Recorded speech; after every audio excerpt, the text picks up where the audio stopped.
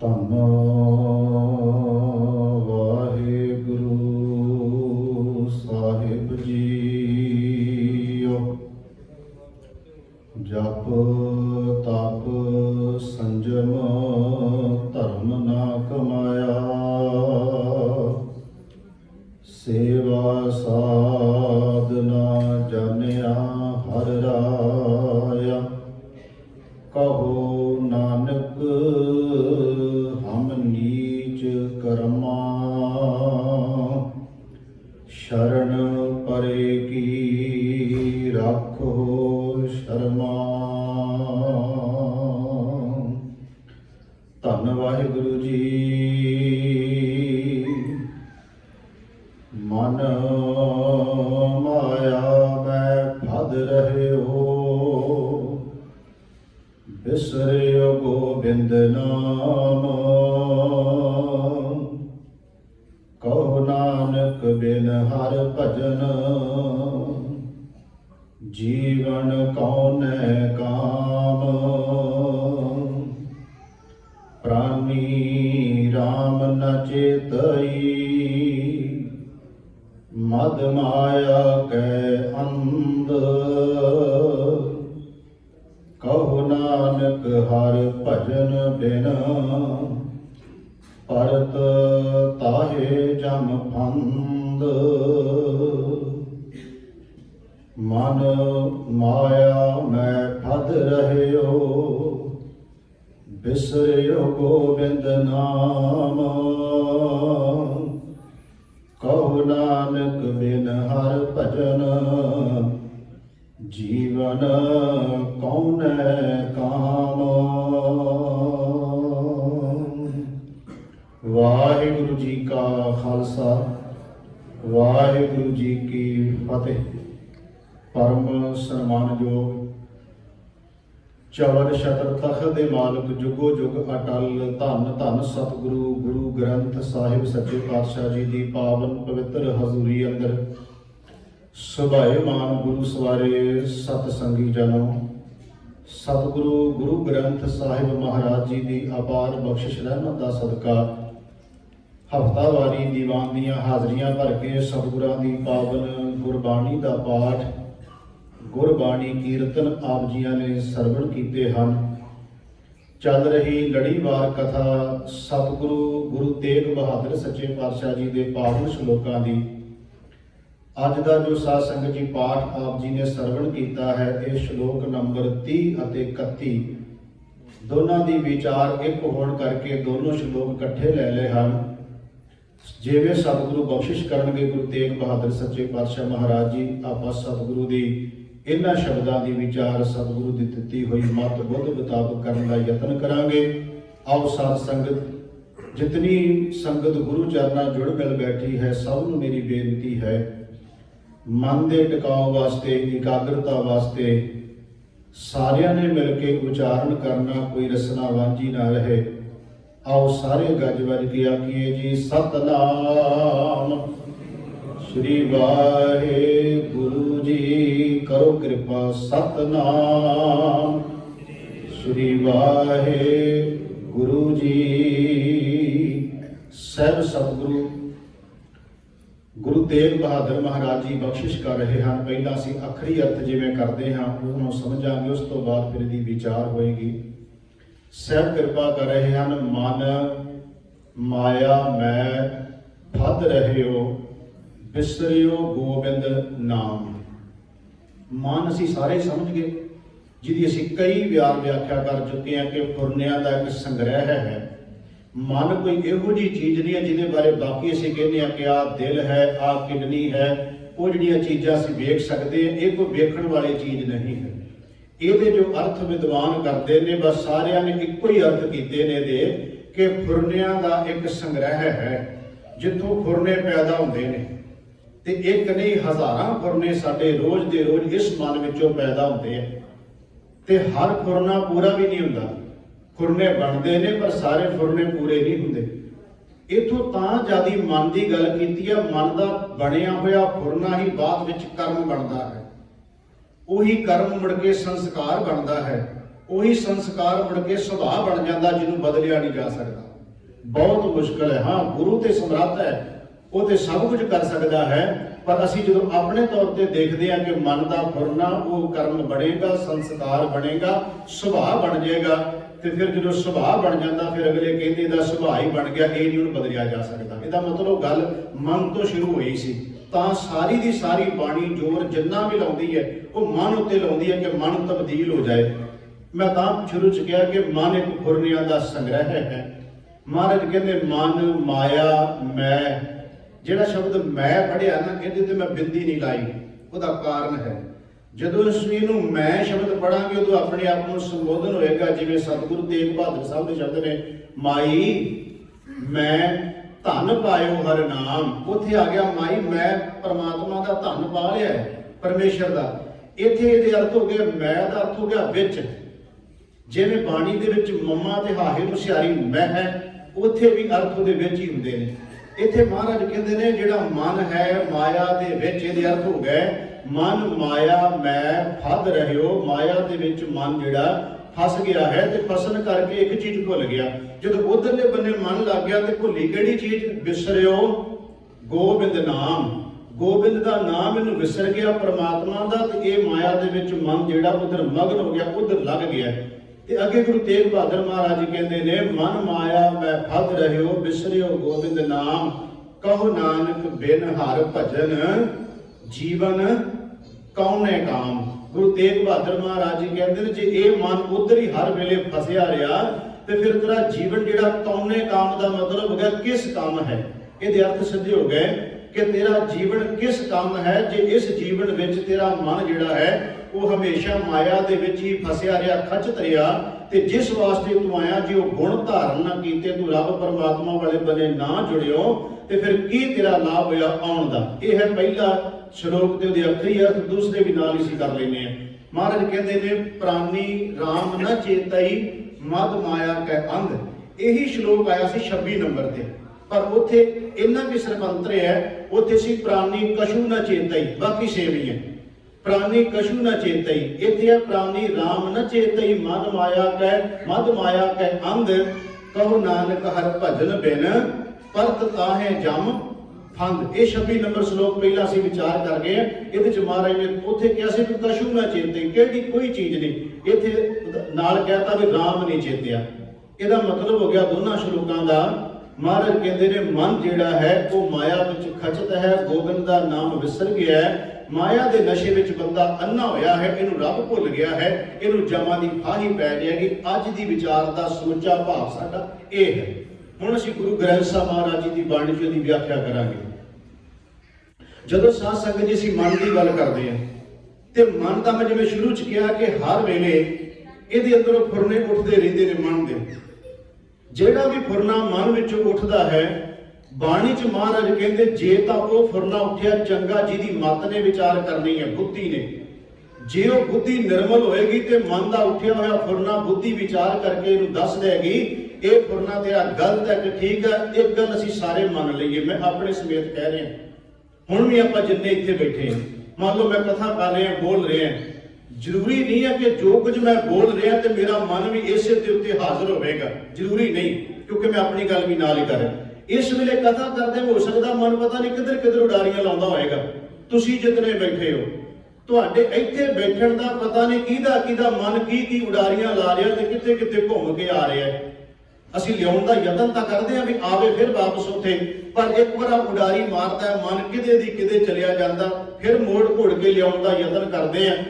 ਮਹਾਰਾਜ ਨੇ ਇਸੇ ਕਰਕੇ ਮਨ ਦੀ ਸਾਧਨਾ ਨੂੰ ਕਿਹਾ ਵੀ ਜਿੰਨੀ ਵੀ ਇਹਨੂੰ ਸਾਧ ਲੋਗੇ ਜਗਤ ਨੂੰ ਜਿੱਤ ਲੋਗੇ। ਮਹਾਰਾਜ ਨੇ ਤੇ ਗੱਲ ਹੀ ਨਿਬੇੜੀ, ਮਨ ਜੀਤਾ ਜਗ ਜੀਤ। ਚਲੋ ਸੌਖਾ ਸਮਝਣ ਲਈ ਗੁਰੂ ਨਾਨਕ ਸਾਹਿਬ ਜੀ ਦਾ ਪ੍ਰਕਾਸ਼ ਪੁਰਬ ਨੂੰ ਸਮਰਪਿਤ ਵੀ ਗੁਰਮੁਖਾਂ ਪਿਆਰਿਆਂ ਨੇ ਦੀਵਾਨ ਸਜਾਏ ਨੇ। ਆਪਾਂ ਗੁਰੂ ਸਾਹਿਬ ਦੇ ਜੀਵਨ ਤੋਂ ਵੀ ਥੋੜੇ ਜਿਹਾ ਵਿੱਚ ਇਤਿਹਾਸ ਦੀ ਕੋਈ ਸਾਖੀ ਲੈ ਲਈਏ ਤਾਂ ਕਿ ਹਾਜ਼ਰੀ ਸਤਿਗੁਰੂ ਦੇ ਪ੍ਰਕਾਸ਼ ਦੀ ਵੀ ਲੱਗ ਰਹੀ। ਅਸੀਂ ਸੁਲਤਾਨਪੁਰ ਲੋਧੀ ਦੀ ਸਾਰੇ ਗੱਲ ਜਾਣਦੇ ਹਾਂ, ਉਹ ਸਾਖੀ ਅਸੀਂ ਬੜੀ ਵਾਰ ਸੁਣ ਚੁੱਕੇ ਹਾਂ।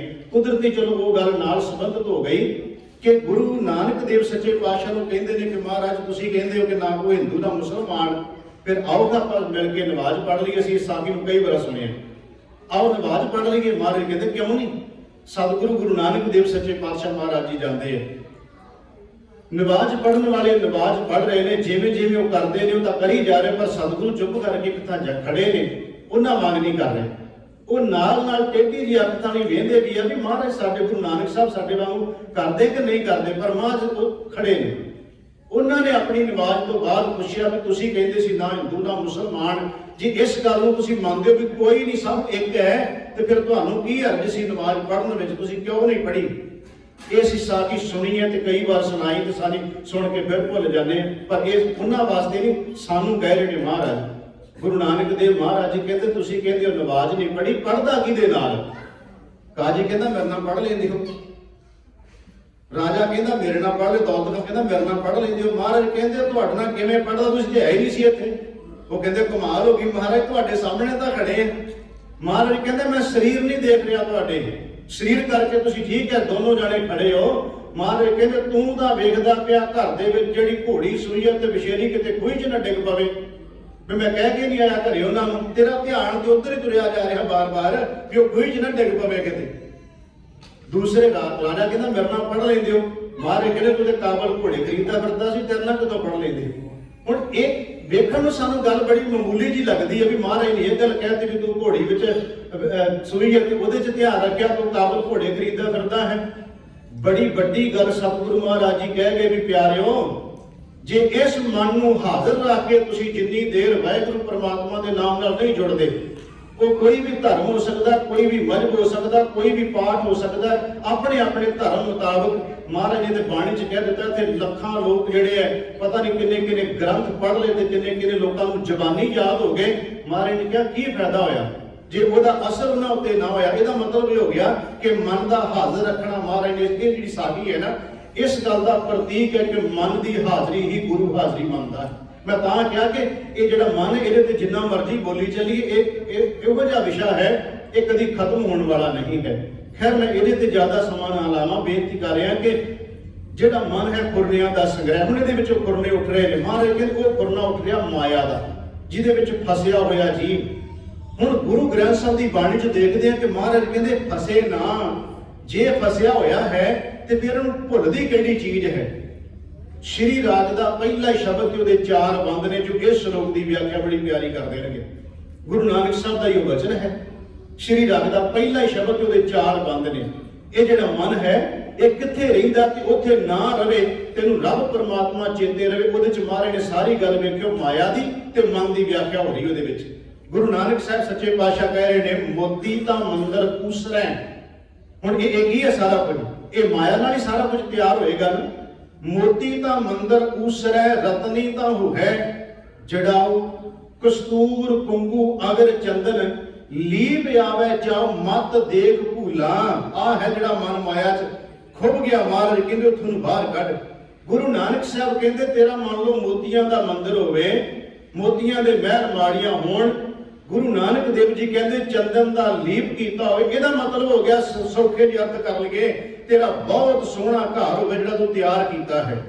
ਤੇ ਮਹਾਰਾਜ ਕਹਿੰਦੇ ਉਸ ਘਰ ਨੂੰ ਤਿਆਰ ਕਰਕੇ ਤੈਨੂੰ ਰੱਬ ਨਾ ਵਿਸਰ ਜਾਏ, ਤੇਰੇ ਮਨ 'ਚੋਂ ਉਹ ਨਹੀਂ ਬਾਹਰ ਜਾਣਾ ਚਾਹੀਦਾ। ਜੇ ਉਹ ਚਲਿਆ ਗਿਆ ਤੇ ਇਹ ਸਾਰਾ ਕੁਝ ਵਿਅਰਥ ਹੈ। ਇਹ ਬੜੀ ਪਿਆਰੀ ਵਿਆਖਿਆ ਮਹਾਰਾਜ ਇਹਦੇ 'ਚ ਕਰ ਰਹੇ ਨੇ ਕਿ ਮੋਤੀ ਤਾਂ ਮੰਦਰ ਕੂਸਰੈ, ਰਤਨੀ ਤਾਂ ਹੋਵੇ ਜੜਾਓ, ਕਸਤੂਰ ਕੁੰਗੂ ਅਗਰ ਚੰਦਨ, ਲੀਪ ਆਵੇ ਚਾ ਮਤ ਦੇਖ ਭੂਲਾ ਬਿਸਰੈ, ਤੇਰਾ ਚਿੱਤ ਨਾ ਆਵੇ ਨਾਮ। ਅਗਲੀ ਰਹਾਉ ਵਾਲੀ ਤੋਂ ਕਹਿ ਹਰ ਬਿਨ ਜੀਓ, ਜਲ ਬਲ ਜਾਓ, ਮੈਂ ਆਪਣਾ ਗੁਰ ਪੂਛ ਦੇਖਿਆ ਅਵਰ ਨਾਹੀ ਥਾਉ।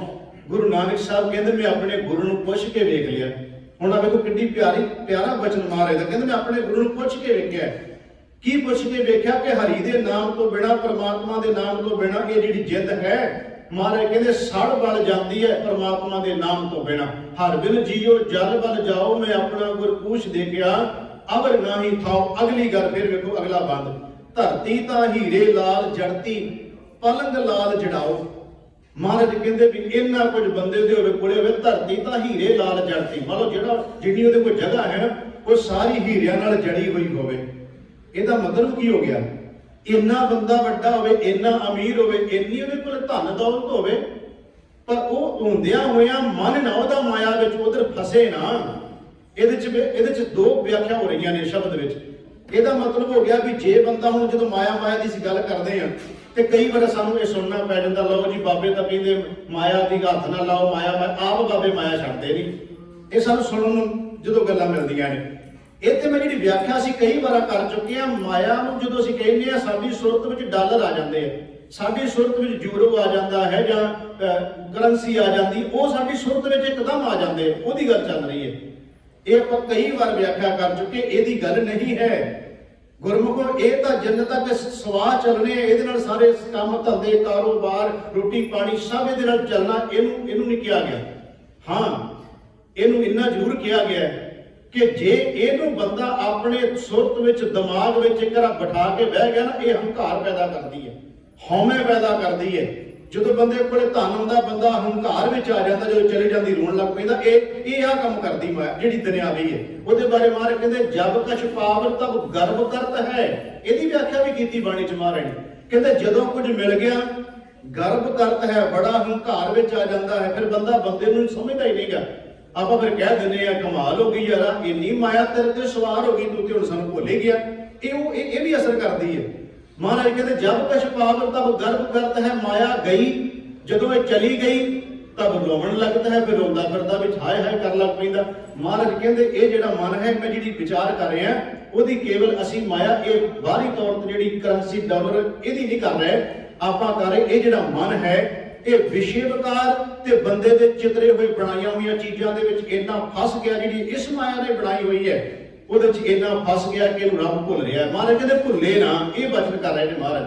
ਕਹਿੰਦੇ ਨੇ ਧਰਤੀ ਤਾਂ ਹੀਰੇ ਲਾਲ ਜੜਦੀ, ਪਲੰਗ ਲਾਲ ਜੜਾਓ, ਮੋਹਣੀ ਮੁਖ ਮਣੀ ਸੋਏ ਕਰੇ ਰੰਗ ਫਸਾਓ, ਮਤ ਦੇਖ ਭੂਲਾ ਵਿਸਰੇ ਤੇਰੇ ਚਿਤ ਨ ਆਵੇ ਨਾਉ। ਅੱਗੇ ਹੁਣ ਮਹਾਰਾਜ ਇਹੀ ਮਾਇਆ ਦੀ ਵਿਆਖਿਆ ਹੁਣ ਦੂਸਰੇ ਸ਼ਬਦਾਂ ਚ ਵੇਖੋ ਕੀ ਕਰ ਰਹੇ ਨੇ। ਮਹਾਰਾਜ ਕਹਿੰਦੇ ਸਿੱਧ ਹੋਵਾਂ ਸਿੱਧ ਲਾਈ, ਉੱਥੇ ਕਿਹੜੀ ਮਾਇਆ ਵਰਤ ਗਈ ਬਈ? ਇਹਦਾ ਮਤਲਬ ਦੋਨੋਂ ਦਾ ਜ਼ਿਕਰ ਆ ਗਿਆ ਨਾ। ਪਹਿਲਿਆਂ ਚ ਆ ਗਿਆ ਉਹ ਮਾਇਆ ਧਨ ਜਿਹਦੇ ਨਾਲ ਇੰਨਾ ਕੁਝ ਬੰਦਾ ਕਮਾ ਰਿਹਾ ਹੈ, ਹੁਣ ਆ ਗਿਆ ਉਹ ਮਾਇਆ ਵੀ ਇੱਕ ਮਾਇਆ ਦੇ ਰੂਪ ਵਿੱਚ ਹੈ ਜਿਹੜੀ ਸਿੱਧ ਹੋਵਾਂ ਸਿੱਧ ਲਾਈ ਰਿੱਧ ਆਖਾਂ ਆਓ। ਮਹਾਰਾਜ ਕਹਿੰਦੇ ਮੈਂ ਸਿੱਧ ਹੋ ਜਾਵਾਂ, ਸਮਾਧੀ ਲਾਵਾਂ ਤੇ ਰਿੱਧੀਆਂ ਸਿੱਧੀਆਂ ਮੇਰੇ ਕੋਲ ਆ ਜਾਣ, ਆ ਵੀ ਇੱਕ ਮਾਇਆ ਹੁੰਦੀ ਹੈ। ਸਿੱਧ ਹੋਵਾਂ ਸਿੱਧ ਲਾਈ ਰਿੱਧ ਆਖਾਂ ਆਓ, ਗੁਪਤ ਪ੍ਰਗਟ ਹੋਏ ਵੈਸਾ ਲੋਕ ਰਾਖੈ ਭਾਉ, ਮਤ ਦੇਖ ਭੂਲਾ ਵਿਸਰੈ ਤੇਰੇ ਚਿਤ ਨ ਆਵੇ ਨਾਉ। ਮਹਾਰਾਜ ਕਹਿੰਦੇ ਨੇ ਕਿ ਜੇ ਸਿੱਧ ਹੋ ਜਾਵਾਂ, ਇੱਕ ਜੀ ਕਰੇ ਤੇ ਪ੍ਰਗਟ ਹੋ ਜਾਵਾਂ, ਜੀ ਹੋਵੇ ਅੱਗੇ ਤੇ ਗੁਪਤ ਹੋ ਜਾਵਾਂ, ਰਿੱਧੀਆਂ ਸਿੱਧੀਆਂ ਸਾਰੀਆਂ ਆ ਜਾਣ, ਪਰ ਇਹ ਸਾਰਾ ਕੁਝ ਆ ਕੇ ਵੀ ਮੇਰਾ ਮਨ ਇੱਧਰ ਨਾ ਖਚਤ ਹੋ ਜਾਏ ਕਿ ਮੈਨੂੰ ਰੱਬ ਭੁੱਲ ਜਾਵੇ। ਚੌਥਾ ਬੰਦ ਹੈ ਗੁਰੂ ਨਾਨਕ ਸਾਹਿਬ ਜੀ ਦਾ, ਸੁਲਤਾਨ ਹੋਵਾਂ ਮੇਲ ਲਸ਼ਕਰ ਤਖਤ ਰਾਖਾਂ ਪਾਉ।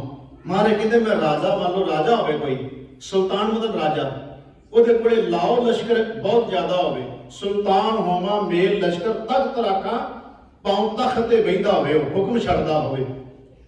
ਸੁਲਤਾਨ ਹੋਵਾਂ ਮੇਲ ਲਸ਼ਕਰ ਤਖਤ ਰਾਖਾਂ ਪਾਉ, ਹੁਕਮ ਹਾਸਲ ਕਰੀ ਬੈਠਾ ਨਾਨਕਾ ਸਭ ਵਾਓ, ਆਪਣਾ ਹੁਕਮ ਚਲਾਵੇ ਤੇ ਸਾਰੀ ਦੁਨੀਆ ਉਹਦੇ ਹੁਕਮ ਨੂੰ ਮੰਨਦੀ ਹੋਵੇ। ਮਹਾਰਾਜ ਕਹਿੰਦੇ ਨਾਨਕਾ ਸਭ ਵਾਓ ਦਾ ਮਤਲਬ ਸਭ ਕੁਝ ਵਿਅਰਥ ਹੈ। ਇਹਦਾ ਮਤਲਬ ਏਡਾ ਵੱਡਾ ਰਾਜਾ ਜਿਹਦਾ ਹੁਕਮ ਚੱਲਦਾ ਹੋਵੇ, ਉਹਦੇ ਹੁਕਮ ਚੱਲਣ ਤੇ ਸਾਰੀ ਦੁਨੀਆ ਪ੍ਰਜਾ ਉਹਨੂੰ ਮੰਨਦੀ ਹੋਵੇ। ਮਹਾਰਾਜ ਕਹਿੰਦੇ ਜੇ ਉਹਨੂੰ ਰੱਬ ਦਾ ਨਾਮ ਵਿਸਰ ਗਿਆ ਤਾਂ ਮਤਲਬ ਸਭ ਕੁਝ ਉਹਦਾ ਵਿਅਰਥ ਹੈ। ਇਹ ਜਿਹੜੇ ਚਾਰ ਬੰਦ ਸੀ ਸ਼੍ਰੀ ਰਾਮ ਦੇ ਸ਼ਬਦ ਦੇ, ਇਹ ਇਹਨਾਂ ਸ਼ਲੋਕਾਂ ਦੀ ਵਿਆਖਿਆ ਕਰ ਰਹੇ ਨੇ ਜਿਹਦੀ ਅਸੀਂ ਵਿਚਾਰ ਕਰ ਰਹੇ ਗੁਰੂ ਤੇਗ ਬਹਾਦਰ ਮਹਾਰਾਜ ਜੀ ਦੇ ਸ਼ਬਦ ਦੀ, ਕਿ ਮਨ ਮਾਇਆ ਮੈਂ ਫਦ ਰਹਿਓ ਵਿਸਰਿਓ ਗੋਬਿੰਦ ਨਾਮ। ਗੋਬਿੰਦ ਦਾ ਨਾਮ ਮਹਾਰਾਜ ਕਹਿੰਦੇ ਇਹਨੂੰ ਵਿਸਰ ਗਿਆ, ਭੁੱਲ ਗਿਆ। ਬਾਣੀ ਕਹਿ ਰਹੀ ਤੈਨੂੰ ਭੁੱਲੇ ਨਾ।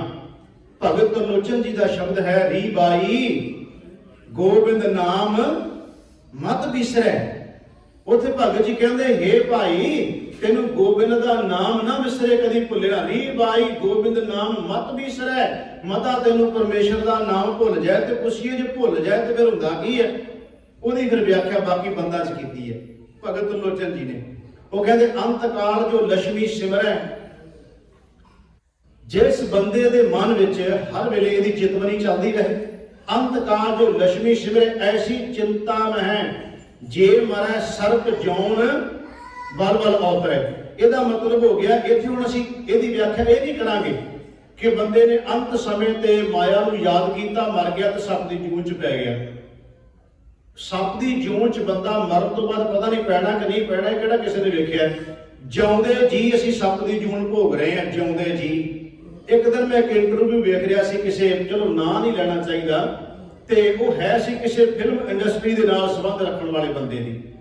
ਉਹਦੀ ਕੋਈ ਇੰਟਰਵਿਊ ਹੋ ਰਹੀ ਸੀ ਤੇ ਪੱਤਰਕਾਰ ਨੂੰ ਪੁੱਛਦਾ ਪਿਆ ਸੀ ਵੀ ਤੁਹਾਡੇ ਜਿਹੜਾ ਇਹ ਮਹਿਕਮਾ ਹੈ ਤੁਹਾਡਾ ਸਾਰਾ, ਭਾਵ ਕਿ ਤੁਸੀਂ ਜਿਸ ਖਿੱਤੇ 'ਚ ਕੰਮ ਕਰਦੇ ਹੋ ਤੇ ਤੁਹਾਡੇ ਵਿੱਚ ਕਿੱਦਾਂ ਦੇ ਲੋਕ ਹੁੰਦੇ ਆ, ਕੋਈ ਲੱਤਾਂ ਖਿੱਚਣ ਵਾਲਾ ਵੀ ਹੁੰਦਾ ਹੈ ਜਾਂ ਨਹੀਂ ਹੁੰਦਾ, ਕਿੱਦਾਂ ਦਾ ਤੁਹਾਡਾ ਉਹ ਇੰਟਰਵਿਊ ਲੈ ਰਿਹਾ ਉਹਦੇ ਸ਼ਬਦ ਜੀ ਜਿਹੜੇ ਮੈਂ ਕਹਿਣ ਲੱਗਿਆ। ਉਹ ਕਹਿੰਦਾ ਵੀ ਸੱਪ ਡੰਗ ਮਾਰੇ ਤੇ ਹੋ ਸਕਦਾ ਬੰਦਾ ਬਚ ਜਾਏ, ਸੱਪ ਡੰਗ ਮਾਰੇ ਤੇ ਹੋ ਸਕਦਾ ਬੰਦਾ ਬਚ ਜਾਏ, ਪਰ ਕਹਿੰਦਾ ਸਾਡੀ ਇੰਡਸਟਰੀ ਦੇ ਵਿੱਚ ਜਿਹੜੇ ਸਾਡੇ ਲੋਕ ਨੇ ਉਸ ਬੰਦੇ ਦੀ ਗੱਲ ਹੈ। ਉਹ ਕਹਿੰਦਾ ਸਾਡੀ ਇੰਡਸਟਰੀ ਵਿੱਚ ਸਾਡੇ ਲੋਕ ਜਿਹੜੇ ਨੇ ਉਹ ਡੰਗ ਮਾਰਨ ਤੇ ਕਹਿੰਦਾ ਬੰਦਾ ਬਚ ਨਹੀਂ ਸਕਦਾ।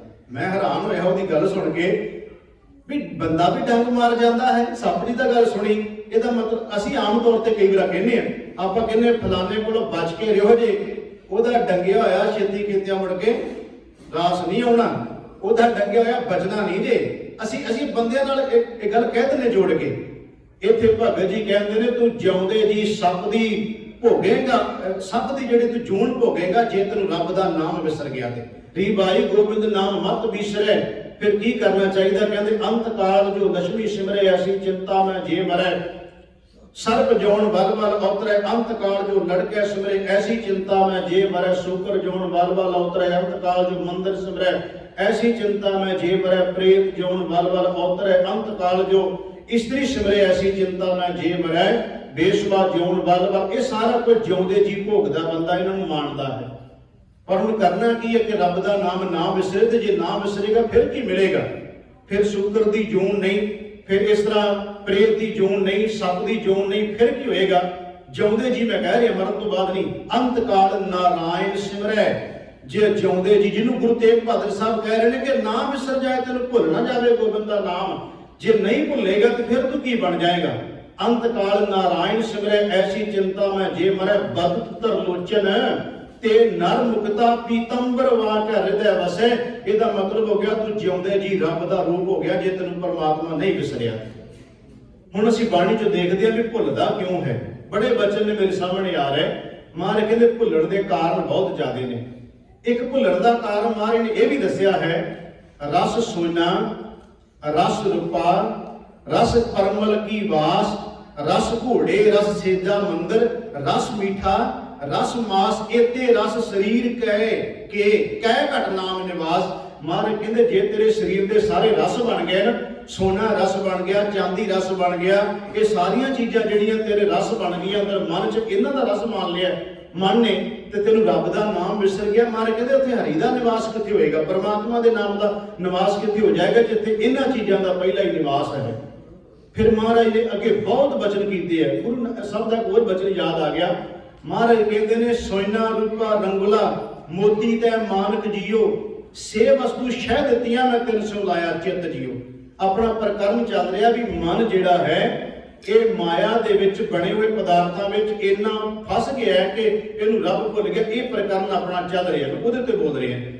ਮਹਾਰਾਜ ਕਹਿ ਰਹੇ ਨੇ ਕਿ ਸੋਇਨਾ ਰੂਪਾ ਰੰਗੁਲਾ ਮੋਤੀ ਤੈ ਮਾਨਕ ਜੀਓ, ਸੇ ਵਸਤੂ ਸ਼ਹਿ ਦਿੱਤੀਆਂ ਮੈਂ ਤਿੰਨ ਸੋ ਲਾਇਆ ਚਿੱਤ ਜੀਓ, ਮੰਦਰ ਮਿੱਟੀ ਸੰਦੜੇ ਕੰਨ ਪੱਥਰ ਕੀਤੇ ਰਾਸ ਜੀਓ, ਹੁਣ ਇਹਨੀ ਟੋਲੀ ਭੁੱਲੀਅਸ ਤੇ ਸਕੰਤ ਨਾ ਬੈਠੀ ਪਾਸ ਜੀਓ। ਇਹ ਜਿਹੜੇ ਸ਼ਬਦ ਹੁੰਦੇ ਨਾ ਸੁਚੱਜੀ, ਕੁਚੱਜੀ ਤੇ ਗੁਣਵੰਤੀ, ਇਹ ਕੁਚੱਜੀ ਜਿਹੜਾ ਸ਼ਬਦ ਹੁੰਦਾ ਨਾ ਸਰਲੇਖ, ਉਹਦੇ ਵਿੱਚੋਂ ਇਹ ਤੁਕਾਂ ਮੈਂ ਤੁਹਾਨੂੰ ਪੜ੍ਹ ਕੇ ਸੁਣਾਈਆਂ ਨੇ। ਮੈਂ ਬੇਨਤੀ ਜਿਹੜੀ ਕਰ ਰਿਹਾ, ਮਹਾਰਾਜ ਕਹਿੰਦੇ ਇਸ ਮਨ ਨੂੰ ਇੱਧਰੋਂ ਨਿਕਲਣਾ ਚਾਹੀਦਾ, ਇਹ ਬਾਹਰ ਆਵੇ। ਫਿਰ ਜਿੰਨੀ ਦੇਰ ਇਹ ਮਨ ਉਹਦੇ ਚ ਫਸਿਆ ਰਹਿੰਦਾ ਉਨੀ ਦੇਰ ਮਹਾਰਾਜ ਕਹਿੰਦੇ ਗੋਬਿੰਦ ਦਾ ਨਾਮ ਵਿਸਰ ਗਿਆ।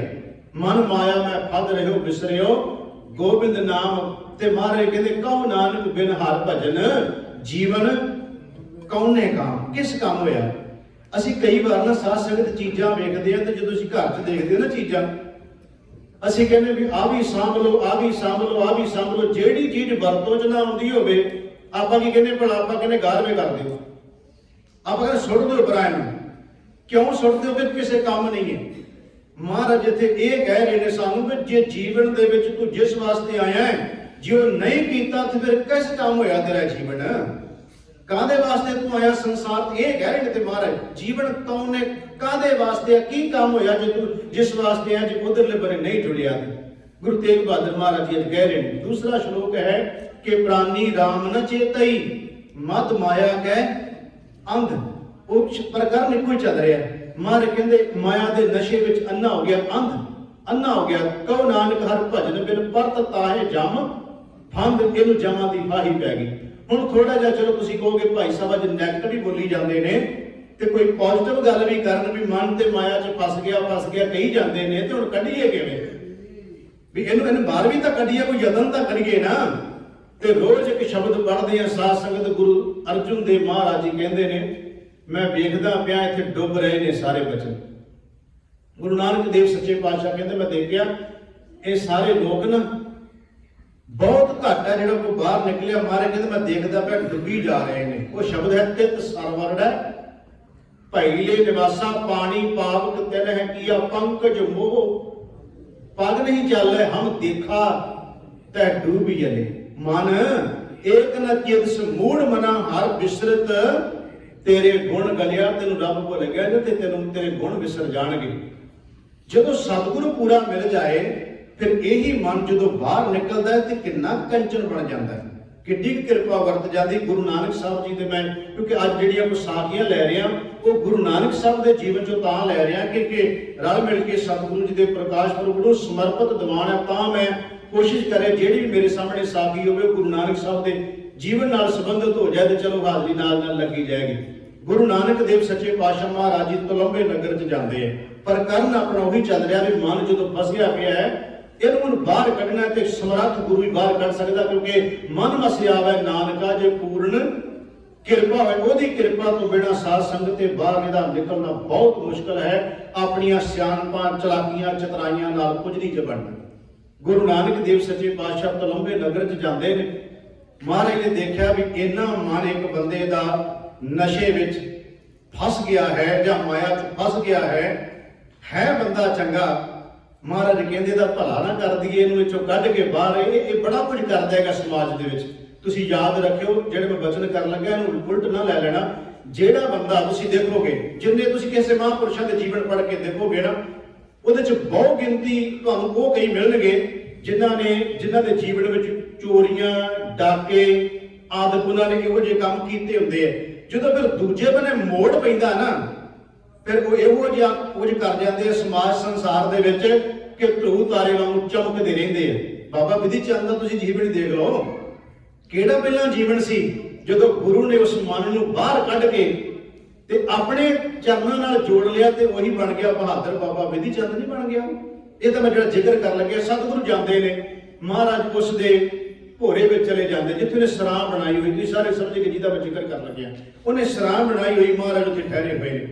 ਹੁਣ ਉਹਦਾ ਮਨ ਦਾ ਫੁਰਨਾ ਕੀ ਬਣ ਰਿਹਾ ਹੈ? ਉਹਦਾ ਮਨ ਦਾ ਫੁਰਨਾ ਇਹੀ ਬਣ ਰਿਹਾ ਕਿ ਇਹ ਜਿਹੜੇ ਫਕੀਰ ਦੋ ਆਏ ਨੇ ਇਹਨਾਂ ਦੇ ਕੋਲੋਂ ਅੱਜ ਬਹੁਤ ਕੁਝ ਮੈਨੂੰ ਮਿਲੇਗਾ। ਉਹ ਮਾਰਨ ਦੀਆਂ ਜੁਗਤੀਆਂ ਸੋਚਦਾ ਪਿਆ ਹੈ, ਮਾਰਨ ਦੇ ਢੰਗ ਤਰੀਕੇ ਸੋਚਦਾ ਪਿਆ ਹੈ। ਉਹਨੇ ਆਪਣੇ ਬੰਦੇ ਭੇਜਦਾ ਰਿਹਾ ਵੀ ਇਹ ਸੌਂਦੇ ਕਦੋਂ ਗਏ। ਉਹਨਾਂ ਨੇ ਰਾਤ ਨੂੰ 10 ਵਜੇ ਆਏ, 11 ਵਜੇ ਆਏ, 12 ਵਜੇ ਆਏ, ਪਰ ਇਹ ਦੋਨੋਂ ਸੌਂ ਨਹੀਂ ਰਹੇ। ਕਿਸੇ ਰੰਗ ਵਿੱਚ ਰੰਗੀਆਂ ਹੋਈਆਂ ਦੋਨੋਂ ਰੂਹਾਂ ਨੇ।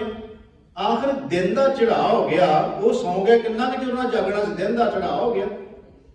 ਇਹ ਫਿਰ ਆਪ ਆਇਆ ਚੱਲ ਕੇ ਵੀ ਇਹ ਕੌਣ ਨੇ, ਸਾਰੀ ਰਾਤ ਹੀ ਨਹੀਂ ਸੁੱਤੇ, ਸਾਡਾ ਦਾ ਹੀ ਨਹੀਂ ਲੱਗਿਆ। ਜਦੋਂ ਸਤਿਗੁਰੂ ਮਹਾਰਾਜ ਜੀ ਦੇ ਕੋਲੇ ਆਇਆ, ਗੁਰੂ ਨਾਨਕ ਦੇਵ ਸੱਚੇ ਪਾਤਸ਼ਾਹ ਮਹਾਰਾਜ ਜੀ ਨੂੰ ਉਹਨੇ ਸਿੱਧਾ ਹੀ ਆ ਕੇ ਕਹਿ ਦਿੱਤਾ ਵੀ ਅਸਲ ਵਿੱਚ ਸਾਰੀ ਰਾਤ ਅਸੀਂ ਤੁਹਾਨੂੰ ਵੇਖਦੇ ਰਹੇ ਆ ਵੀ ਕਿਸੇ ਵੇਲੇ ਤੁਹਾਡੀ ਅੱਖ ਲੱਗਦੀ ਤੇ ਜੋ ਕੁਝ ਤੁਹਾਡੇ ਕੋਲੇ ਅਸੀਂ ਲੁੱਟ ਲੈਂਦੇ। ਸ਼ਬਦ ਵੇਖਿਓ ਜੀ, ਹੁਣ ਜੇ ਤੁਹਾਡੀ ਅੱਖ ਲੱਗਦੀ ਅਸੀਂ ਤੁਹਾਨੂੰ ਲੁੱਟ ਲੈਣਾ ਸੀ। ਮਹਾਰਾਜ ਕਹਿੰਦੇ ਉਹ ਸੱਜਣਾ, ਜੇ ਸਾਡੀ ਅੱਖ ਲੱਗ ਜਾਂਦੀ ਫਿਰ ਤਾਂ ਤੂੰ ਲੁੱਟ ਲੈਣਾ ਸੀ, ਪਰ ਅਸੀਂ ਲਟਾਉਣਾ ਤੈਨੂੰ ਅੱਖਾਂ ਖੋਲ ਕੇ, ਅੱਖਾਂ ਮੀਟ ਕੇ ਨਹੀਂ ਲਟਾਉਣਾ ਸੀ। ਆਏ ਲਟਾਉਣ ਵਾਸਤੇ ਹੀ ਹੈ। ਅੱਖਾਂ ਤੇਰੀਆਂ ਵੀ ਖੁੱਲੀਆਂ, ਅੱਖਾਂ ਸਾਡੀਆਂ ਵੀ ਖੁੱਲਣੀਆਂ। ਹੁਣ ਲੁੱਟ, ਅਸੀਂ ਲਟਾਉਣ ਲੱਗੇ ਆ ਤੇ ਝੋਲੀ ਕਰ ਉੱਤੇ। ਫਿਰ ਮਹਾਰਾਜ ਕਹਿੰਦੇ ਮਰਦਾਨਿਆ ਰਬਾਬ ਛੇੜ। ਭਾਈ ਮਰਦਾਨੇ ਨੇ ਰਬਾਬ ਛੇੜੀ ਤੇ ਮਹਾਰਾਜ ਨੇ ਕਿਹਾ ਉਜਲ ਕਹਿ ਹਾਂ ਚਲਕਣਾ ਘੋਟ ਮਕਾਲੜੀ ਮਸ ਧੋਤਿਆਂ ਝੂਠ ਨਾ ਉਤਰਿਆ ਜੇ ਸੋ ਧੋਵਾਂ ਤਿਸ ਸੱਜਣ ਸਹੀ ਨਾਲ ਮੈਂ ਚਲਦਿਆਂ ਨਾਲ ਚਲਨ ਜਿੱਥੇ ਲੇਖਾ ਮੰਗੀਏ ਤੱਤੇ ਖੜੇ ਦਸਨ ਬੱਗਾ ਬੱਗੇ ਕੱਪੜੇ ਤੀਰਥ ਮੰਝ ਵਸਨ ਘੁੱਟ ਘੁੱਟ ਜੀਆਂ ਖਾਵਣੇ ਬੱਗੇ ਨਾ ਕਈਆਂ ਨੂੰ। ਮਹਾਰਾਜ ਨੇ ਸ਼ਬਦ ਦੀ ਸਮਾਪਤੀ ਕੀਤੀ, ਢਹਿ ਕੇ ਚਰਨਾਂ ਤੇ ਪੈ ਗਿਆ। ਕਹਿੰਦਾ ਬਾਬਾ ਤੂੰ ਤੇ ਮੇਰਾ ਅੰਦਰ ਹੀ ਬਾਹਰ ਕੱਢ ਕੇ ਰੱਖ ਦਿੱਤਾ ਸਾਰਾ। ਆ ਤੇ ਮੇਰਾ ਮਨ ਸੀ ਜਿਹੜਾ ਤੂੰ ਆਪਣੇ ਸ਼ਬਦਾਂ 'ਚ ਬੋਲ। ਹਾਲਾਂਕਿ अर्थ तो बड़े सरल जेडे वो समझ च आने वाले इहो जिहा महाराज ने कोई शब्द नहीं वरत्या भी जिहड़ा ਉਹਦੀ समझ तो बाहर हो जाए। सिद्धा ही शब्द वरतते पे ने भी कहण दा भांडा बड़ा निष्कड़ा हुंदा है, मांजीए ते कालख निकलदी है। बगला ते हंस ਉਹਦੀ ਬਾਹਰੋਂ ਤੌਰ ਤੇ ਸ਼ਕਲ ਇੱਕੋ ਜਿਹੀ ਹੁੰਦੀ ਹੈ, पर ਉਹਦੀ ਖੁਰਾਕ ਵੱਖਰੀ ਵੱਖਰੀ ਹੁੰਦੀ। ਸੱਜਣ ਹੁੰਦੇ ਜਦੋਂ ਕਿਤੇ ਲੋੜ ਪਵੇ ਤੇ ਗਵਾਹੀ ਦੇ ਦੇਣ, ਉਹ ਅਸਲੀ ਸੱਜਣ ਹੁੰਦੇ ਆ। ਮਹਾਰਾਜ ਨੇ ਜਦੋਂ ਸਾਰਾ ਸ਼ਬਦ ਉਹਨੂੰ ਸਮਝ ਆ ਗਈ, ਵਿਆਖਿਆ ਉਹਨੂੰ ਆਪਣੇ ਤੇ ਲੈ ਲਈ। ਮੈਂ ਕਈ ਵਾਰ ਕਹਿੰਦਾ ਹੁੰਦਾ ਸ਼ਬਦ, ਮੈਂ ਫਿਰ ਦੁਹਰਾਉਣ ਲੱਗਿਆ, ਜਦੋਂ ਕੋਈ ਗੁਰੂ ਗ੍ਰੰਥ ਸਾਹਿਬ ਦੀ ਬਾਣੀ ਦਾ ਸ਼ਬਦ, ਚਾਹੇ ਕੀਰਤਨ ਹੋ ਰਿਹਾ ਹੋਵੇ, ਚਾਹੇ ਪਾਠ ਹੋ ਰਿਹਾ ਹੋਵੇ, ਚਾਹੇ ਕਥਾ ਹੋ ਰਹੀ ਹੋਵੇ, ਕੋਈ ਸ਼ਬਦ ਜਿਸ ਦਿਨ ਤੁਹਾਨੂੰ ਇਉਂ ਲੱਗਿਆ ਨਾ ਵੀ ਇਹ ਮੈਨੂੰ ਕਿਹਾ ਜਾ ਰਿਹਾ, ਸਮਝ ਲਓ ਤੁਹਾਡੀ ਜ਼ਿੰਦਗੀ ਦਾ ਬਦਲਾਅ ਆ ਗਿਆ। ਜਿੱਦਾਂ ਤੁਹਾਡੇ ਮਨ ਨੂੰ ਇਹ ਲੱਗੇ ਨਾ ਵੀ ਇਹ ਸ਼ਬਦ, ਇਹ ਤਾਂ ਮੈਨੂੰ ਐਵੇਂ ਲੱਗੇ ਵੀ ਭਾਈ ਸਾਹਿਬ ਮੈਨੂੰ ਕਹਿ ਰਹੇ ਨੇ, ਹਾਲਾਂਕਿ ਮੈਂ ਕਿਸੇ ਨੂੰ ਟਾਰਗੇਟ ਬਣਾ ਕੇ ਕਹਿ ਨਹੀਂ ਰਿਹਾ, ਪਰ ਇਹ ਮਹਿਸੂਸ ਕਰੀਏ ਵੀ ਸ਼ਬਦ ਬਾਣੀ ਦਾ ਹੈ। ਇਹ ਲੱਗਦਾ ਜਿਵੇਂ ਮੈਨੂੰ ਸਿੱਧਾ ਕਿਹਾ ਜਾ ਰਿਹਾ। ਜਿੱਦਣ ਇਹ ਮਨ ਚ ਆ ਗਈ ਗੱਲ, ਸਮਝ ਲਓ ਜ਼ਿੰਦਗੀ ਤਬਦੀਲ ਹੋ ਗਈ ਉਸ ਦਿਨ, ਕਿਉਂਕਿ ਇੰਨਾ ਗੁਰੂ ਦੇ ਸ਼ਬਦ ਦਾ ਬਾਣ ਹੈ, ਬਦਲ ਕੇ ਰੱਖ ਦਿੰਦਾ ਜੀਵਨ ਨੂੰ। ਜਦੋਂ ਸ਼ਬਦ ਨੇ ਕਿਹਾ ਮਹਾਰਾਜ ਤੁਸੀਂ ਤਾਂ ਮੈਨੂੰ ਕਹਿ ਰਹੇ ਹੋ ਸਾਰਾ ਕੁਝ, ਮਹਾਰਾਜ ਕਹਿੰਦੇ ਅਸੀਂ ਤਾਂ ਸ਼ਬਦ ਪੜਿਆ, ਤੈਨੂੰ ਲੱਗਦਾ ਤਾਂ ਫਿਰ ਤੂੰ ਸਮਝ ਲਾ ਵੀ ਇਹੋ ਕੁਝ ਕਰਦਾ। ਉਹਨੇ ਕਿਹਾ ਸੱਚਮੁੱਚ ਮੈਂ ਇਹੋ ਕੁਝ ਕਰਦਾ। ਮਹਾਰਾਜ ਕਹਿੰਦੇ ਫਿਰ ਤੇਰਾ ਮਨ ਕੱਢੀਏ ਇਹਦੇ ਚੋਂ ਬਾਹਰ। ਉਹਨੇ ਕਿਹਾ ਮਹਾਰਾਜ ਕੱਢ ਦਿਓ ਉੱਥੋਂ ਬਾਹਰ, ਮੈਂ ਜਿਹੜਾ ਪ੍ਰਕਰਮ ਚੱਲਦਾ ਪਿਆ। ਹੁਣ ਮਹਾਰਾਜ ਨੇ ਉਸ ਮਨ ਨੂੰ ਮਾਇਆ ਦੇ ਨਸ਼ੇ ਵਿੱਚੋਂ, ਮਾਇਆ 'ਚ ਫਸੇ ਹੋਏ ਨੂੰ, ਉਹ ਮਾਇਆ ਕਈ ਰੂਪ ਵਿੱਚ ਵਰਤ ਰਹੀ ਸੀ, ਉਹ ਬੰਦੇ ਮਾਰ ਰਿਹਾ ਸੀ, ਖੂਹ 'ਚ ਸੁੱਟ ਰਿਹਾ ਸੀ। ਮਹਾਰਾਜ ਕਹਿੰਦੇ ਉਹ ਸੱਜਣਾ ਤੂੰ ਨਾਂ ਤੇ ਤੇਰਾ ਬੜਾ ਵਧੀਆ ਸੱਜਣ ਹੈ, ਤੇਰਾ ਨਾਮ ਕਿੱਡਾ ਪਿਆਰਾ ਤੇਰਾ ਨਾਮ ਹੈ, ਹਰ ਕੋਈ ਤੈਨੂੰ ਚਾਹੁੰਦਾ ਸੱਜਣ ਬਣਾ ਲਈਏ ਆਪਣਾ। ਤੇ ਮਹਾਰਾਜ ਕਹਿੰਦੇ ਤੇਰੀ ਸਰਾਂ 'ਚ ਲੋਕ ਜਦੋਂ ਤੁਰਦੇ ਨੇ ਨਾ ਘਰੋਂ, ਉਹ ਮਨ ਬਣਾ ਕੇ ਤੁਰਦੇ ਆ ਵੀ ਸੱਜਣ ਦੀ ਸਰਾਂ ਜਾਵਾਂਗੇ, ਕਿਉਂਕਿ ਪਹਿਲਾਂ ਇਹਦਾ ਮਨ ਇਦਾਂ ਦਾ ਨਹੀਂ ਸੀ ਵੈਗਾ। ਇਹ ਸੱਚਮੁੱਚ ਹੀ ਵਧੀਆ ਬੰਦਾ ਸੀ, ਇਹਨੇ ਸਰਾਂ ਬਣਾਈ ਸੀ, ਲੋਕਾਂ ਦੇ ਭਲੇ ਵਾਸਤੇ ਹੀ ਬਣਾਈ ਹੋਈ ਸੀ।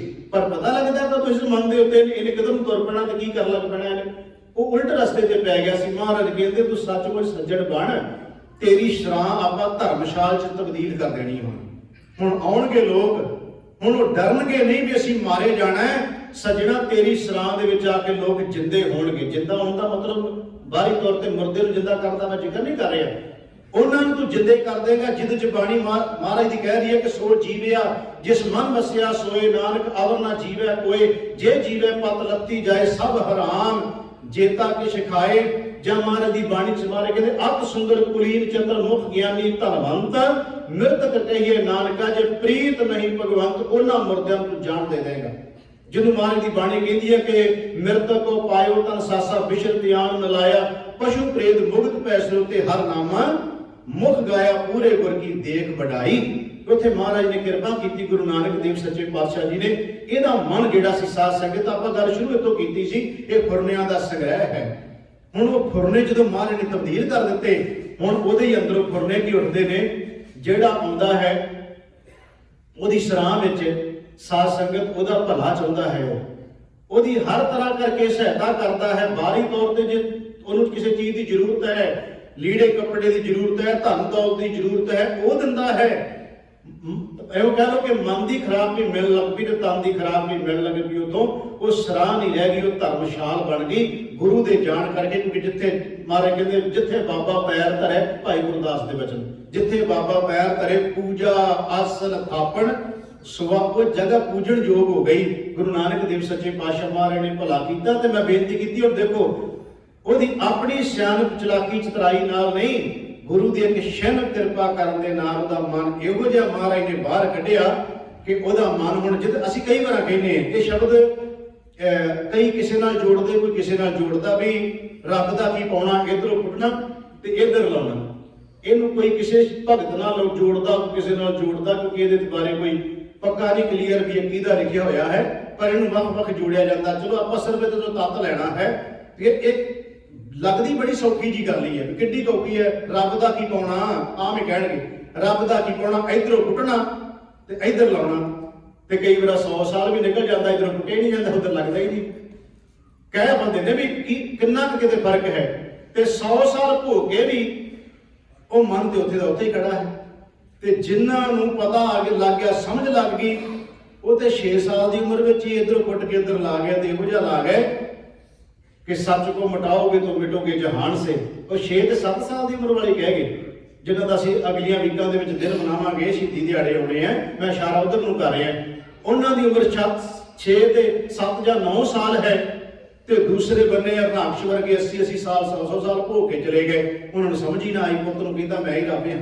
ਮੇਰਾ ਕਹਿਣ ਤੋਂ ਬਾਅਦ ਇਹ ਬੜੀ ਔਖੀ ਗੱਲ ਹੈ ਕਿ ਇੱਧਰੋਂ ਪੁੱਟ ਕੇ ਇੱਧਰ ਲਾਉਣਾ, ਕਹਿਣਾ ਸੌਖਾ ਜੇ, ਪਰ ਪੁੱਟ ਕੇ ਦੂਜੇ ਬੰਨੇ ਮਨ ਨੂੰ ਲਾਉਣਾ ਇਹਦੇ ਤੇ ਪਤਾ ਨਹੀਂ ਕਿੰਨਾ ਸਮਾਂ ਲੱਗ ਜਾਂਦਾ, ਕਿੰਨੀਆਂ ਜ਼ਿੰਦਗੀਆਂ ਲੱਗ ਜਾਂਦੀਆਂ ਨੇ। ਇਹ ਵੀ ਮੈਂ ਕਹਿ ਦੇ ਸੋ ਮਹਾਰਾਜ ਨੇ ਕਿਰਪਾ ਕੀਤੀ ਕਿ ਉਹਦਾ ਭਲਾ ਹੋ ਗਿਆ। ਉਹ ਫਿਰ ਸੱਜਣ ਠੱਗ ਨਹੀਂ ਰਹਿ ਗਿਆ। ਮੈਂ ਸ਼ਬਦ ਇਸ ਕਰਕੇ ਸ਼ੁਰੂ ਜਦੋਂ ਸਾਖੀ ਸੁਣਾਉਣ ਲੱਗਿਆ ਸੀ ਤਾਂ ਮੈਂ ਇਹ ਨਹੀਂ ਕਿਹਾ ਵੀ ਸੱਜਣ ਠੱਗ ਦੀ ਮੈਂ ਸਾਖੀ ਸੁਣਾਉਣ ਲੱਗਿਆ, ਹੁਣ ਅਖੀਰ 'ਚ ਮੈਂ ਸ਼ਬਦ ਜ਼ਰੂਰ ਵਰਤਿਆ। ਉਹਨੂੰ ਕਿੰਨੇ ਸੌ ਸਾਲ ਹੋ ਗਏ, 500 ਸਾਲ ਤੋਂ ਉੱਪਰ ਮਹਾਰਾਜ ਨੇ ਉਹਨੂੰ ਐਸੋ ਜਿਹਾ ਗੁਰਸਿੱਖ ਗੁਰਮੁਖ ਰੱਬੀ ਰੂਪ ਬਣਾ ਦਿੱਤਾ ਜਿਹੜਾ ਰੱਬ ਨਾਲ ਇੱਕ ਮਿਲ ਹੋ ਗਿਆ। ਅਸੀਂ ਅੱਜ ਤੱਕ ਵੀ ਸਟੇਜਾਂ ਉੱਤੇ ਠੱਗ ਠੱਗ ਠੱਗ ਠੱਗ ਕਰਕੇ ਭੰਡੀ ਤੁਰੇ ਜਾਂਦੇ ਨਹੀਂ। ਮਹਾਰਾਜ ਨੇ ਉਸ ਦਿਨ ਦੀ ਘਟਨਾ ਤੋਂ ਬਾਅਦ ਉਹ ਠੱਗ ਨਹੀਂ ਰਹਿ ਗਿਆ, ਉਹ ਸੱਚਮੁੱਚ ਹੀ ਰੱਬ ਦਾ ਭਗਤ ਬਣ ਗਿਆ ਗੁਰੂ ਨਾਨਕ ਸਾਹਿਬ ਦੀ ਕਿਰਪਾ ਦੇ ਨਾਲ। ਇੱਕ ਛੋਟੀ ਜਿਹੀ ਹੋਰ ਲੈ ਆਈਏ ਗੱਲ ਤਾਂ ਕਿ ਫਿਰ ਆਪਾਂ ਸਮਾਪਤੀ ਵਾਲੇ ਬੰਨੇ ਆ ਜਾਈਏ, ਹੋਰ ਹਾਜ਼ਰੀ ਲੱਗ ਜਾਏਗੀ। ਇਸ ਮਨ ਦੇ ਨਾਲ ਹੀ ਸੰਬੰਧਿਤ ਸਾਰਾ ਵਿਸ਼ਾ ਚੱਲ ਰਿਹਾ।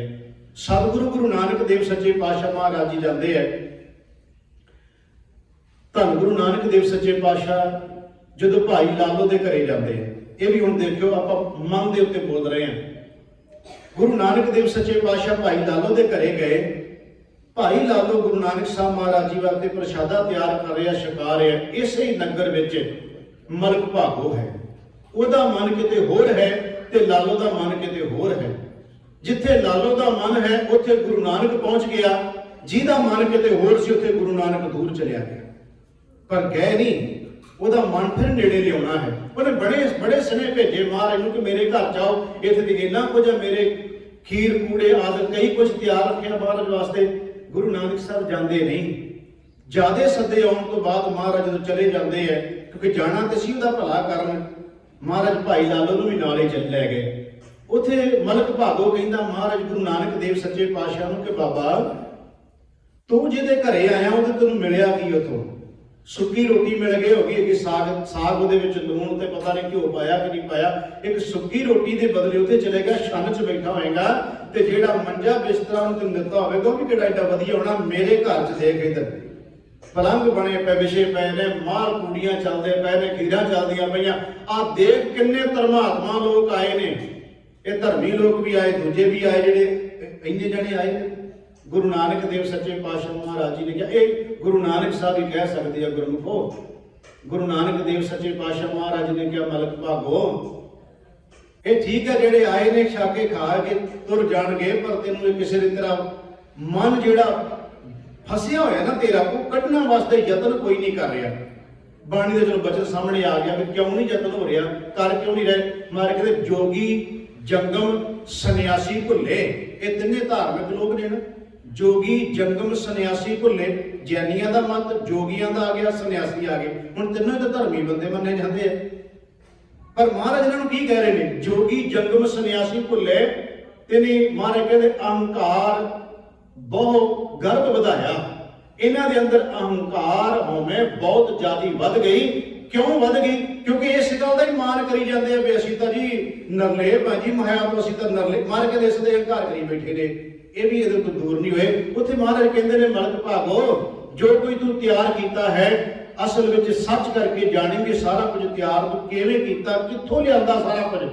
ਗਰੀਬਾਂ ਨੂੰ ਲੁੱਟ ਕੇ ਉਹਨਾਂ ਦਾ ਖੂਨ ਨਿਚੋੜਿਆ ਹੋਇਆ ਹੈ ਜਿਹੜਾ ਮੈਨੂੰ ਤੇਰੀਆਂ ਨਾ ਰੋਟੀਆਂ 'ਚੋਂ ਨਜ਼ਰ ਆਉਂਦਾ ਹੈ। ਸੱਚਮੁੱਚ ਕਹਿਣਾ ਮਲਕ ਭਾਗੋ ਨੇ ਹੱਥ ਜੋੜ ਕੇ ਕਹਿ ਦਿੱਤਾ ਬਾਬਾ ਇੰਨੀ ਗੱਲ ਅੱਜ ਤੱਕ ਕਿਸੇ ਦੀ ਜ਼ਰੂਰਤ ਨਹੀਂ ਸੀ ਪਈ ਮੈਨੂੰ ਕਹਿਣ ਦੀ, ਜੋ ਤੂੰ ਕਹਿ ਦਿੱਤੀ ਹੈ।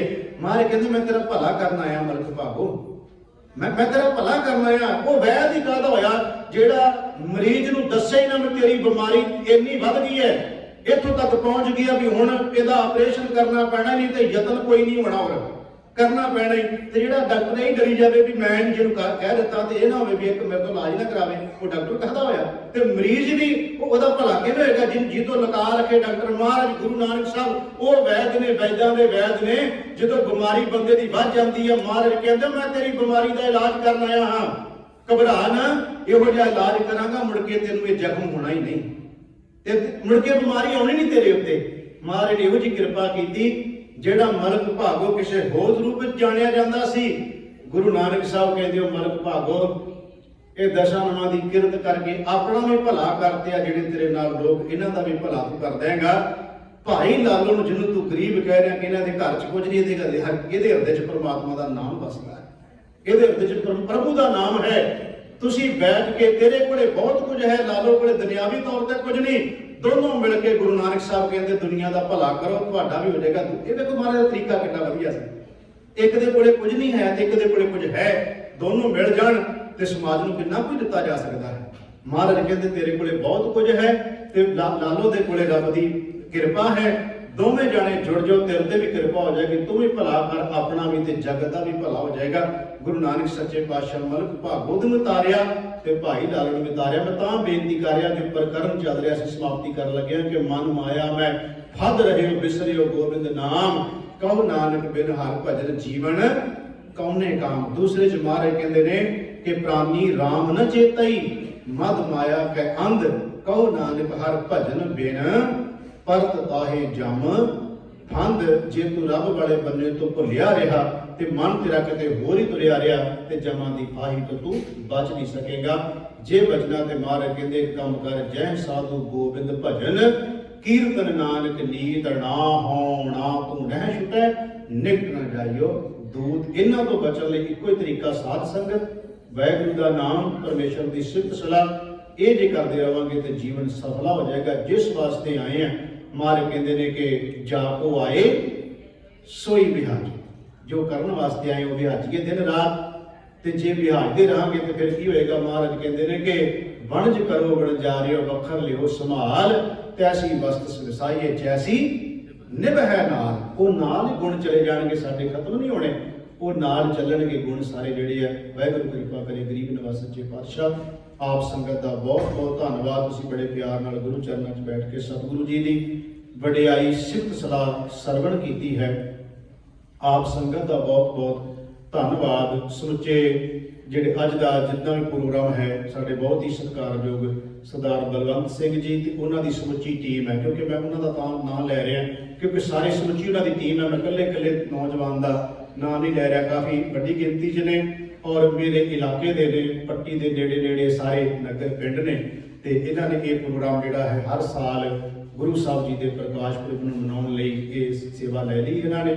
ਮਾਲਕ ਕਿਰਪਾ ਕਰੇ, ਇਹਨਾਂ ਨੂੰ ਚੜ੍ਹਦੀ ਕਲਾ ਬਖਸ਼ਿਸ਼ ਕਰੇ, ਸਾਰੇ ਨੌਜਵਾਨਾਂ ਨੂੰ। ਇਹ ਇਸੇ ਤਰ੍ਹਾਂ ਗੁਰੂ ਘਰ ਦੇ ਵਿੱਚ ਆ ਕੇ ਪ੍ਰੇਮ ਭਾਵਨਾ ਨਾਲ ਸੇਵਾ ਕਰਦੇ ਹਨ। 3 ਦਿਨ ਤੋਂ ਬੜੇ ਪਿਆਰ ਨਾਲ, ਸ਼ਰਧਾ ਨਾਲ ਇਹਨਾਂ ਨੌਜਵਾਨਾਂ ਨੇ ਸੇਵਾ ਕੀਤੀ ਹੈ। ਸਤਿਗੁਰੂ ਕਿਰਪਾ ਕਰਕੇ ਇਹਨਾਂ ਦੀ ਸੇਵਾ ਨੂੰ ਫਲ ਲਾਉਣ, ਭਾਵਨਾ ਨੂੰ ਫਲ ਲਾਉਣ ਤੇ ਪਰਿਵਾਰਾਂ 'ਚ ਸੁਖ ਸ਼ਾਂਤੀ ਵਰਤਾਉਣ। ਇਸੇ ਤਰ੍ਹਾਂ ਇਹ ਗੁਰੂ ਘਰ ਦੇ ਵਿੱਚ ਸੇਵਾ ਕਰਦੇ ਰਹਿਣ ਤੇ ਆਪਣੀਆਂ ਕਿਰਤ ਕਮਾਈਆਂ ਕਰਦਿਆਂ ਹੋਇਆਂ ਗੁਰੂ ਘਰ ਨਾਲ ਜੁੜੇ ਰਹਿਣ। ਇਹੀ ਗੁਰੂ ਚਰਨਾਂ 'ਚ ਅਰਦਾਸ ਬੇਨਤੀ ਹੈ। ਇੱਕ ਵਾਰ ਫਿਰ ਮੈਂ ਹਾਰਦਿਕ ਤੌਰ ਤੇ ਸਾਰੀ ਸੰਗਤ ਦਾ ਤੇ ਇਸ ਮਸਤਗੜ੍ਹ ਦੀ ਸਮੂਹ ਸਾਧ ਸੰਗਤ ਦੇ ਇਲਾਕਾ ਨਿਵਾਸੀਆਂ ਦਾ ਬਹੁਤ ਬਹੁਤ ਧੰਨਵਾਦ ਕਰਦਾ ਜੀ। ਇੰਨੀਆਂ ਬੇਨਤੀਆਂ ਪ੍ਰਵਾਨ ਕਰਨੀਆਂ, ਪੁਰ ਚੁੱਕ ਦੀ ਖਿਮਾ, ਪਿਆਰ ਸਹਿਤ ਆਖੋ। ਵਾਹਿਗੁਰੂ ਜੀ ਕਾ ਖਾਲਸਾ, ਵਾਹਿਗੁਰੂ ਜੀ ਕੀ ਫਤਿਹ।